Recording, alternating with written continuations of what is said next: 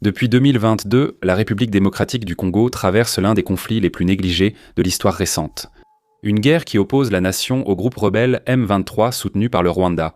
Une guerre qui est, en pratique, une continuation des premières et deuxièmes guerres du Congo, qui ont déstabilisé le pays pendant une grande partie du XXe siècle. La dernière version de cette guerre a entraîné la mort de dizaines de milliers de personnes, le déplacement de millions d'autres, et a créé une catastrophe humanitaire aussi tragique que peu médiatisée. Dans un rapport récent, Human Rights Watch a documenté des meurtres indiscriminés, des violences sexuelles et des enlèvements dans un pays envahi par plus de 70 groupes armés, tous engagés dans de multiples conflits, en dehors de la guerre principale contre le M23.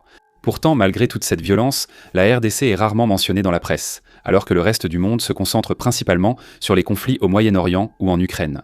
Ou du moins, ce n'était pas le cas jusqu'à récemment, car une de ces histoires a fait la une des journaux. Une histoire non pas de massacre ou de crimes de guerre, mais d'une maladie qui se répand à présent à la campagne.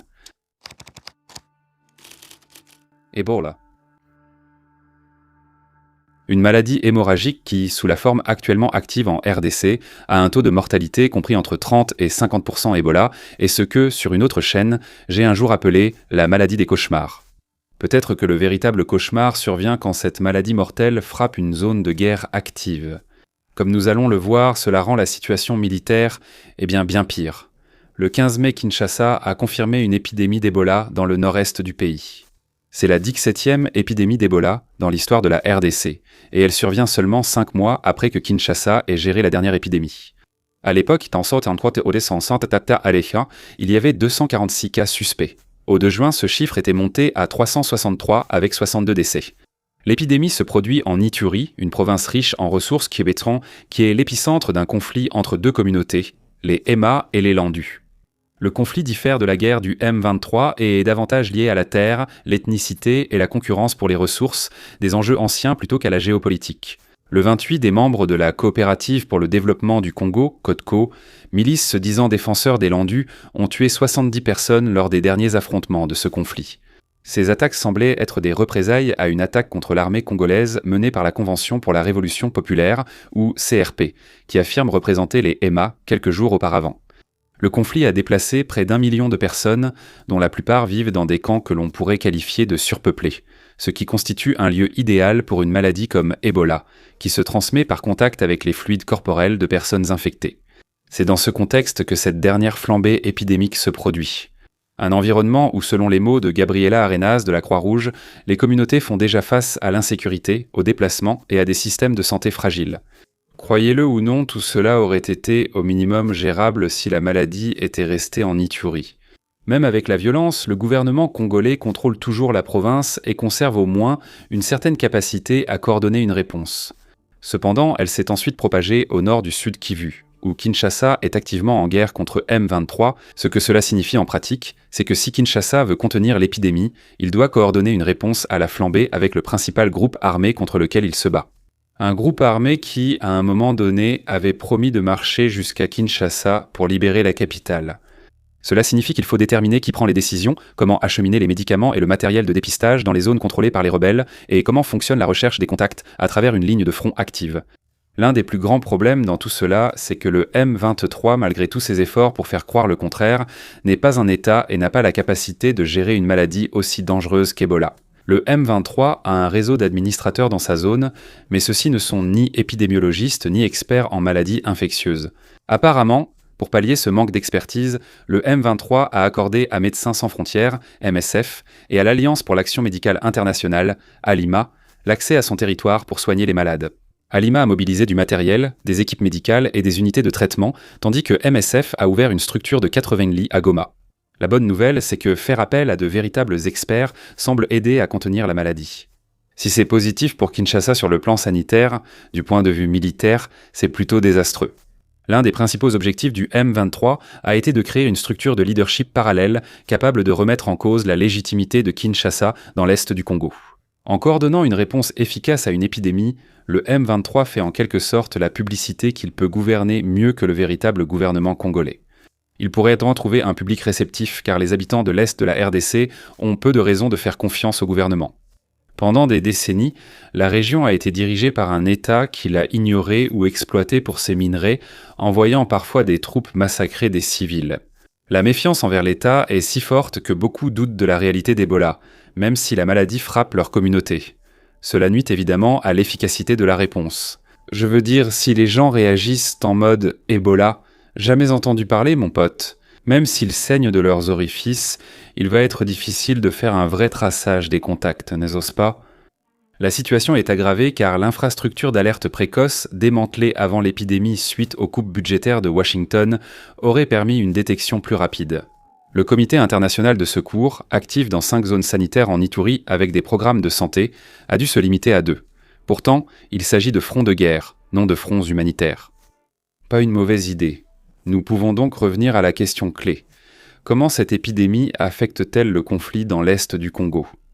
Eh bien, sans surprise, cela n'améliore guère la situation.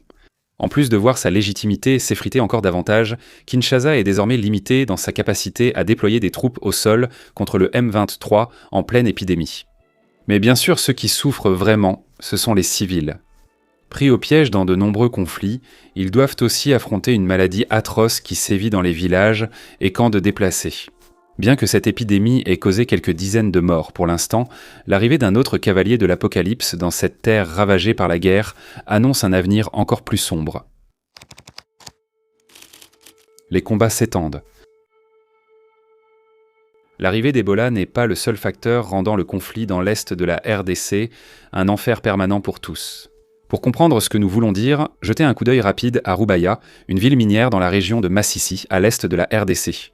Abritant environ 100 000 personnes, Rubaya est surtout importante pour son coltan, avec une estimation de 15 à 30% de l'approvisionnement mondial produit ici. Le coltan est l'un de ces minéraux dont on entend rarement parler, mais il est crucial pour de nombreux aspects de la vie moderne, allant de l'électronique grand public aux moteurs à réaction militaire. Le M23 s'est emparé de la ville après de violents combats en avril 2024, et depuis, elle est devenue l'un des bastions les plus importants du groupe. En 2024, l'ONU a estimé que grâce à des taxes imposées sur la production de coltan, le M23 générait environ 300 000 $ par mois, un chiffre qui était passé à 800 000 $ par mois en décembre de l'année dernière. Cet argent a beaucoup de valeur en RDC, où les armes sont peu chères et plus de 85% de la population vit sous le seuil de pauvreté de 3 $ par jour. Comme vous pouvez l'imaginer, Kinshasa veut vraiment reprendre Rouba, à la fois pour le regain de morale et parce que le gouvernement a promis à Washington l'accès aux mines en échange d'un soutien militaire. C'est pourquoi Kinshasa a lancé 2 grandes offensives pour reprendre la ville cette année. La première a commencé le 20 février lorsque les combattants Wazalendo ont pénétré dans la région de Masisi, capturé plusieurs villages et avancé jusqu'à environ 10 km des mines de Rouba. La situation était apparemment si grave pour le M23 que, selon des rapports locaux, leur commandant en chef, Sultani Mekenga, s'est rendu personnellement à Rouba pour superviser la défense de la ville. L'armée congolaise a intensifié avec des frappes de drones et, le 24 février, l'une de ces frappes a tué Willy Ngoma, le porte-parole militaire du M23 et l'une des figures les plus reconnaissables de la rébellion. Mais l'offensive s'est vite essoufflée. Kinshasa n'a ni pris le contrôle des mines, ni obtenu le gain d'image recherché. Ainsi, le 18 mai, Kinshasa et ses alliés Walendo ont lancé une offensive, capturant encore des villageois sur la route des mines. M23 s'est regroupé, a consolidé ses forces et a lancé une contre-offensive, parvenant à reprendre ce que Kinshasa avait capturé. La contre-offensive a été si réussie que, le 26 mai, des holo-responsables du M23 ont organisé un rassemblement public à Ruba et ont assuré aux habitants que la ville ne tomberait pas. Lors de l'enregistrement, elle n'est pas encore tombée. Cela signifie que, pour ceux qui se dirigent vers Rouba, l'année a jusqu'à présent été marquée par des actions militaires et des frappes de drones intermittentes, même avant que l'Ebola ne fasse son apparition. Alors que l'action militaire principale se concentrait sur cette ville vitale, ce n'était pas la seule histoire. En représailles aux frappes de février qui ont tué Ngoma, le M23 a lancé une vague de drones visant l'aéroport de Kisangani, qui abrite de nombreux drones ayant joué un rôle important dans les campagnes aériennes de Kinshasa. Kisangani est à environ 560 km de la ligne de front dans le nord du Kivu, bien plus à l'intérieur du Congo que le M23 n'a jamais atteint. C'est également plus loin que la portée documentée des drones turcs kamikazes que le M23 avait utilisé auparavant dans ses attaques, et ce n'était pas un cas isolé. Fin mai, le M23 avait mené 4 attaques similaires, la dernière ayant touché un centre de commandement de drones, des systèmes de défense aérienne et possiblement d'autres sites. Le fait que le M23 soit capable de mener avec succès de telles attaques loin du champ de bataille témoigne de ses capacités croissantes. Yale Ford, un analyste chez Critical Threats, a suggéré qu'il pourrait en bientôt cibler d'autres aéroports à Kindu et à Bujumbura. Koundou est la deuxième base aérienne de l'armée congolaise, déjà accusée par le M23 de servir au déploiement de drones et de mercenaires étrangers. Kinshasa est une cible tentante pour les insurgés car elle se trouve à environ 400 km de Goma, une distance bien plus courte que celle de Kisangani, et la neutraliser obligerait Kinshasa à dépendre davantage de Kisangani, que le M23 a déjà démontré pouvoir atteindre.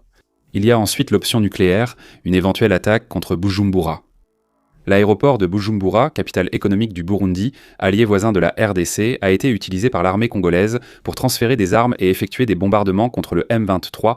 Depuis décembre dernier, Kinshasa vise le M23 dans les hauts plateaux près d'Uvira par des frappes aériennes qui auraient été lancées depuis Bujumbura. Bien qu'il puisse sembler peu probable que le M23 frappe Bujumbura, risquant ainsi une guerre régionale, il existe des preuves qu'ils y réfléchissent au moins. En février, Corneille Nangaa, chef de l'Alliance du fleuve Congo, le mouvement rebelle plus large auquel appartient le M23, a publié sur X que tout moyen aérien visant le M23 serait neutralisé à la source, je le cite, « La doctrine de défense préventive est activée. Toute menace sera frappée à son point d'origine. » En dehors du M23, nous devons également parler de l'un des autres principaux groupes armés du pays, les Forces démocratiques alliées, ou ADF, une milice liée à l'État islamique qui a été formée en Ouganda, mais qui est active dans l'est de la RDC. Le 31 mai, des combattants de l'ADF ont attaqué Beni, tuant au moins 20 personnes. C'était la première attaque des insurgés contre Beni en plus de 3 ans. Si cela s'arrêtait là, nous ne l'aurions sans doute pas inclus dans cet épisode, car aussi tragique que ce soit, de telles attaques sont devenues courantes en RDC. Énumérer toutes les attaques de cette année nous prendrait 1 heure supplémentaire. Ce qui rend l'attaque de Beni unique, c'est le fait que l'endroit visé est l'un des centres de l'épidémie d'Ebola.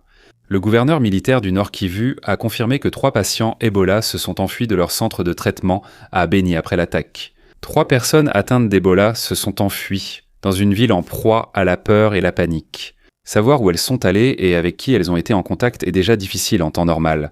Mais après une attaque, quand la plupart cherchent juste à savoir si leurs proches ont survécu, vous voyez le tableau.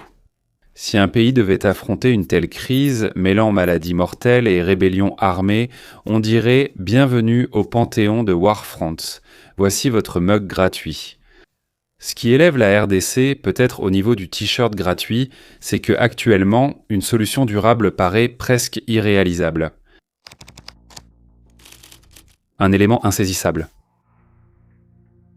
Le 15 novembre de l'année dernière, la RDC et le M23 ont signé un cadre largement vanté pour la paix, censé tracer une voie claire vers un accord entre les deux parties. Quelques semaines plus tard, en présence de Donald Trump et de nombreux dirigeants africains, Félix Tshisekedi et Paul Kagame ont signé un accord de paix entre la RDC et le Rwanda. Dans le cadre de l'accord, le Rwanda devait retirer ses troupes de l'Est de la RDC, tandis que Kinshasa devait désarmer les Forces démocratiques de libération du Rwanda, ou FDLR, une milice formée par d'anciens membres des forces armées rwandaises et des milices extrémistes qui ont fui le pays à la suite du génocide de 1994. Vu tout ce que nous avons évoqué ces 15 dernières minutes, il serait normal que ce soit la première fois que vous entendiez parler de ces négociations et accords. Parfois, le Rwanda, le M23 et le gouvernement congolais font comme s'ils n'en avaient jamais entendu parler. Marco Rubio, secrétaire d'État américain, l'a déclaré devant la Commission des Affaires étrangères de la Chambre des représentants. Il a déclaré que le respect de l'accord n'était pas satisfaisant et qu'après plusieurs sanctions, Kigali était revenu négocier avec plus de volonté d'appliquer l'accord. Le secrétaire a indiqué que le Rwanda avait pris des engagements et même si leur mise en œuvre était plus lente que souhaité par Washington, l'essentiel était qu'ils étaient effectivement appliqués. Dans ce cadre, le Rwanda aurait commencé à retirer des soldats de la RDC. Rubio a souligné que Washington surveillait la situation pour éviter que des soldats rwandais ne portent l'uniforme du M23 et ne se fondent dans la milice, une situation déjà observée auparavant. La RDC, de son côté, affirme prendre ses propres mesures. Le 30 mars, le gouvernement a annoncé le lancement de sa campagne de désarmement visant les FDLR. Dans le cadre de cette initiative, le lieutenant-général Nduhunga Jacques, chef d'état-major adjoint des forces armées congolaises, a été envoyé à Kisangani pour préparer le terrain de la première phase de l'opération. Cette phase verra le gouvernement tenter de convaincre les militants des FDLR de déposer volontairement les armes. Les combattants qui déposeront leurs armes seront ensuite envoyés au Rwanda, où l'on pense qu'ils suivront un programme de réhabilitation et de réintégration. Si le gouvernement congolais désarme totalement les FDLR, il supprimera un des principaux obstacles à la paix entre Kinshasa et Kigali. De nombreux accords entre les deux pays ont échoué, car le Rwanda accusait les anciens gouvernements congolais de ne pas désarmer les FDLR. Cependant, même si la RDC réussit et que le Rwanda retire complètement ses troupes, cela ne garantit pas la paix. Cela s'explique par le fait que, bien que le M23 soit une milice soutenue par le Rwanda, elle a tout de même ses propres objectifs qui sont indépendants de ce que souhaite Kigali. Cela signifie que la RDC devra trouver un tout autre accord qui convienne aux rebelles, et cela ne se passe pas bien. Les deux parties se sont réunies mi-avril pour la 9e fois, sans parvenir à un accord sur un cessez-le-feu, un échange de prisonniers ou sur quoi que ce soit susceptible de faire avancer le cadre de paix de Doha. Il y a beaucoup de méfiance des deux côtés, car les deux groupes continuent de s'accuser mutuellement de violer le cessez-le-feu et de négocier de mauvaise foi. Si cette méfiance persiste, la paix restera insaisissable. Ainsi, les deux cavaliers de la guerre et de la peste continueront de parcourir cette nation fragile, semant la mort et la misère sur leur passage. Merci de nous avoir regardés.